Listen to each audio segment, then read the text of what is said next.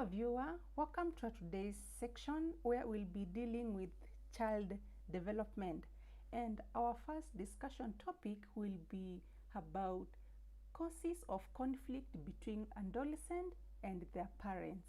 Causes of conflict between adolescent and their parents. And our first point is hormones.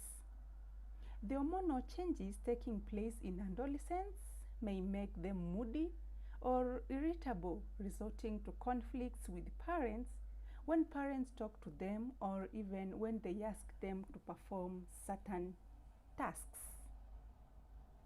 The second one is drug abuse. Some adolescents abuse drugs which alter their moods, making them irritable and quickly angered. So there will be conflict between them and their parents. Our third point will be peer influence or peer pressure. The adolescents' peers may have different values or demands from those of the adolescents' parents, resulting in conflicts when adolescents give in to poor peer demands or values. The fourth one is adolescents' new interests. As they enter adolescence, children more time is preoccupied with their interests. So children are going to neglect their schoolwork, household chores, and get more with their body image, music, films, internet, or even fashion fads. So the new interests which get into the adolescent children is going to have a conflict between them and the parents. The fifth one is authoritarian or harsh or even strict parents. To elaborate on that, parents who are authoritarian, they try to control adolescents too much, and they impose too many rules and demands. And again, they do not listen to their views and points. And due to this one may cause conflicts between them and their children. The sixth one, adolescents feeling grown up. The rapid physical development that results in adolescents having big bodies makes them feel grown ups, and therefore they get into arguments with parents when they think they are being treated like children. Point number 7 is poverty or economic status. To talk more about this, failure to meet basic needs of the adolescents may lead to differences. These adolescents' children may need what you may not have at the moment. So if you fail as a parent to provide for them, this one can lead to conflict between you and them. Then our next subtopic of discussion will be challenges a teacher would encounter in guiding and counseling adolescents at school. Challenges a teacher would encounter in guiding and counseling adolescents at school. Our first point will be lack of training. Now we are dealing with what the teacher is going to go through, the challenges, the negativities that the teacher can go through while dealing with adolescents at school. Lack of training. Most teachers, they lack knowledge and skills in guiding and counseling. So if a teacher doesn't have the knowledge and the skill which is required for guiding and counseling adolescent, that one will be a big challenge for him or her. The second one is role conflict. Most teachers are located or have many different duties which interfere with their counseling role. So if the teacher has so many duties at school, that one can hinder him or her from guiding and counseling the adolescents very well. Then point number 3, it's negative attitude. For example, School administrators or students, guardians, and parents may not support the teacher who may offer guidance and counseling.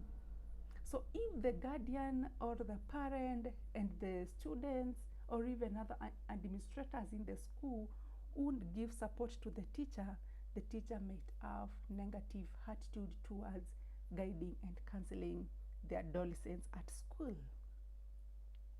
Point number 4, it's lack of time. Schools administrators do not allocate time for guidance and counseling in the timetable. So if there isn't time that is allocated properly on the timetable on guidance and counseling, the teacher involved on that will not have any time to occupy him or her with the adolescents at school for guidance and counseling. So if there isn't time, then the guidance and counseling will not occur. Point number 5 is heavy workload and understaffing. Teachers have too much work in school and therefore do not have time to guide and counsel the students. If the teacher has a lot of work and if the staff is less, the teacher will have done a lot of work and will be tired, hence will not guide and counsel the students. Hence that's a challenge. The other one is gender of the teacher or even cultural factors. To elaborate on that, students are not allowed to express themselves when the counselor is of the opposite sex. Mostly, if it's a female, will be free with girls. If it's a male, will be free with the boys. Hence, they will be able to interact freely. And if the gender of the teacher is opposite, the guiding and counseling of the adolescents would occur effectively. And that's a big challenge. Point number 7, it's ineffective communication. To elaborate, some students are not proficient or they are fearful and they lack self-confidence in expressing themselves. So if an adolescent or even a student encounters a problem and they lack self-confidence, they are anxious, they are fearful, they won't be able to explain how to themselves to the teacher who is going to guide and counsel them. So lack of expressing themselves to the teacher might have lots of challenges since he or she won't be able to know the problem of the adolescent student. Point number 8, it's inadequate resources or facilities. Most schools or teachers lack essential for counseling or even guiding and counseling. For instance, you'll find some schools don't have counseling rooms or even they have less furnitures, and that one can hinder the process of guiding and counseling the pupils or even the adolescents at school. We move on. Another unit I wanted we look at is ways in which educators can help adolescents acquire life skills. Ways in which educators can help adolescents acquire life skills. Our point number 1 is drama or role play, proverbs, riddles, stories, all those in one. And these life skills, they have messages that can be organized for the adolescents to take part in. They can also watch so that they can learn from them. When they have drama, they can accommodate themselves and they can work together as they role play.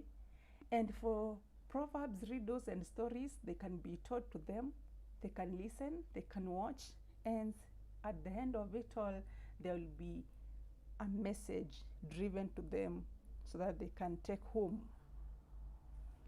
Point number 2 is providing appropriate curriculum syllabus. Providing appropriate curriculum syllabus. It's important to have curriculum or syllabus that addresses life skills. And it should be provided to the adolescents to give them the opportunity to make real-life applications to knowledge, skills, and attitudes. So providing the appropriate curriculum syllabus to the adolescents is going to help them acquire life skills. Point number 3 is being role models. Educators or even mass media should be role models from who the adolescents can learn life skills by observing and imitating from them. Adolescents and even from the children, young ones, and as they grow, they learn through observing and imitating. So if the educators and the mass media is going to be role models to them, they are going to copy what is good for them.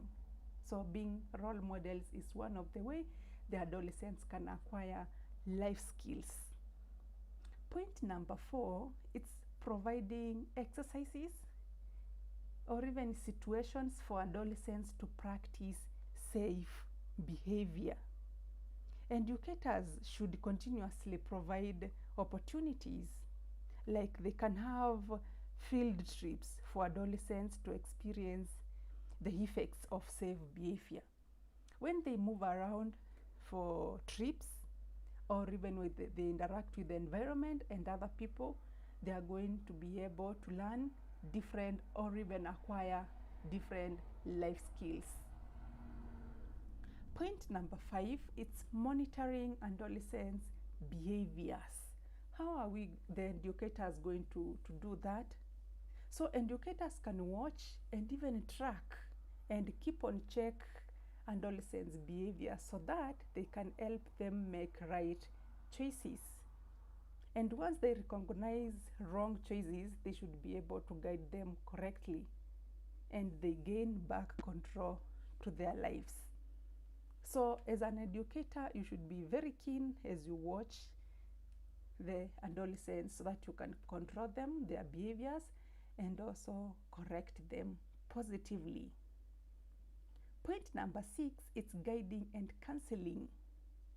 Educators should be on the front seat, and they can organize talks, lectures, where they are going to talk to the adolescents about the importance of life skills. So guidance and counseling really helps adolescents. The last point is motivation. So educators can reinforce, or they can give rewards where they talk to the adolescents and display appropriate life skills. Through rewarding, reinforcing, the adolescents will get motivated on doing the right thing. Then they are going to acquire life skills. Hope you've learned something. If you find this video educative, kindly like it and don't forget to subscribe. Until next time, it's a goodbye.